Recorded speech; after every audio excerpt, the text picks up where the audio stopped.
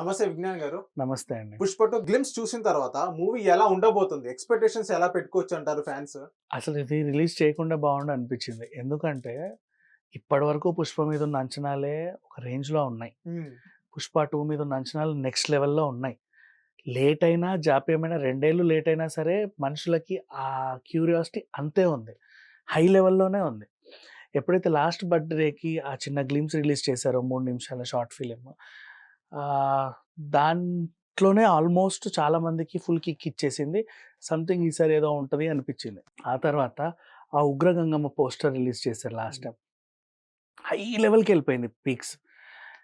Last time బర్త్‌డేకి ఈ బర్త్‌డేతో పోలిస్తే పోస్టర్ 'ఉగ్ర గంగమ్మ'ది పెట్టారు. 'పుష్ప' గురించి గ్లింప్స్ వదిలారు. ఈసారి 'ఉగ్ర గంగమ్మ' మీద టీజర్ అంతా వదిలారు. పోస్టర్ నార్మల్ 'పుష్ప' ఎలా ఉంటాడో పెట్టారు.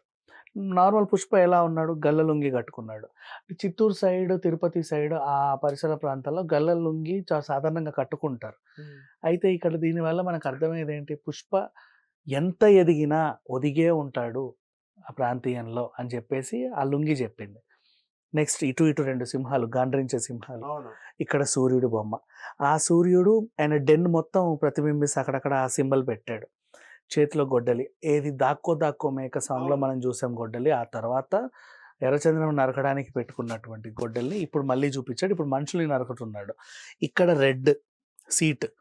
ఏంటంటే ఎర్రచందనం ఇవి సామ్రాజ్యాన్నంతా ఆయన తన కింద పెట్టుకున్నాడు అని చెప్పడానికి.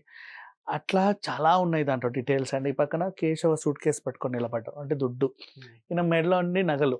అండ్ నెక్స్ట్ ఇక్కడ పింక్ పెయింట్. అవును. Nail polish. అవును. పాశ్చాత్య దేశాల్లో మేము రిచ్చు అని చెప్పుకునే వాళ్ళు అలా పెట్టుకుంటారనమాట. జస్ట్ దాన్ని అలా పెట్టుకున్నారు అంతే. అంతకుమించి ఏం లేదు. హ్మ్. సంథింగ్ అంత యూనిక్‌గా ఉంది. అండ్ ఇవన్నీ చూసిన తర్వాత ఆ పోస్టర్ గురించే మనం మాట్లాడుకుంటున్నాం. ఆ పోస్టర్ ఎప్పుడైతే రిలీజ్ అయిందో అందరికీ ఇప్పటిదాకా ఉన్న అంచనాలు ఇక్కడి దాకా ఉంటే ఆకాశానికెళ్ళిపోయాయి. హ్మ్. ఇక తట్టుకోవడం కష్టమే అనే లెవెల్‌లో టీజర్ రిలీజ్ అయింది.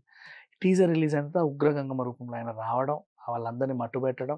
ఇది ఎవరిని కొడతారు అంటే ఉన్న లీక్ ప్రకారంగా ఏంటంటే పార్ట్ 1లో అమ్మాయిల పిచ్చున్న ఆయన ఉన్నాడు కదా! ధను.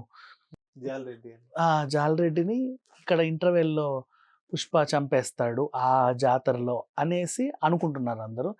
మరి చూడాలి ఎంతవరకు నిజమో. ఆ తర్వాత అనసూయకి అండ్ మన సునీల్‌కి ఉన్న పగ కూడా తీరాలి. అనసూయకేంటి తమ్ముడిని చంపాడని, సునీల్‌కి నా సిండికేట్ లాక్కున్నాడని. హ్మ్.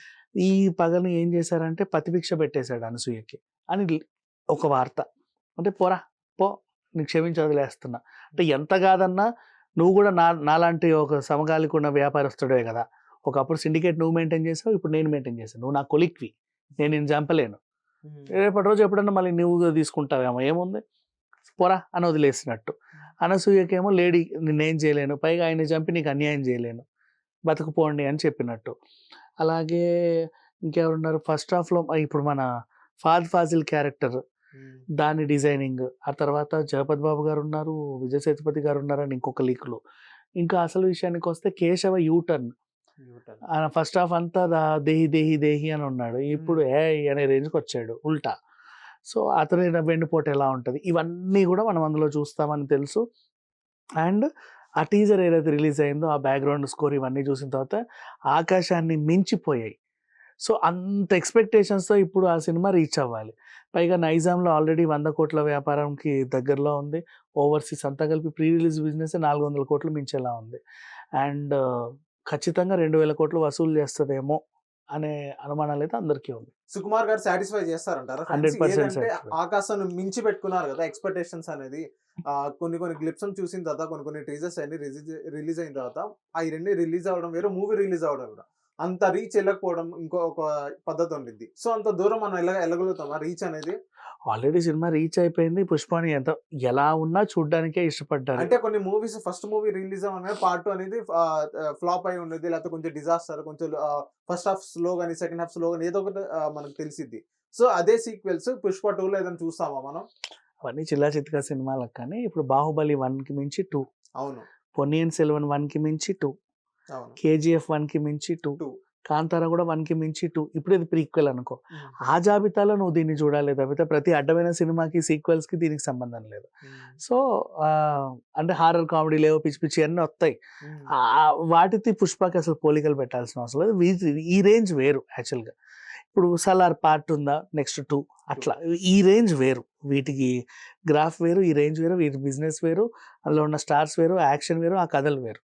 సో, ఈ పందాల వచ్చిన ఈ సినిమా 100% పార్ట్ 2 మాత్రం నెక్స్ట్ లెవెల్‌లోనే ఉంటది. Thank you. Thank you.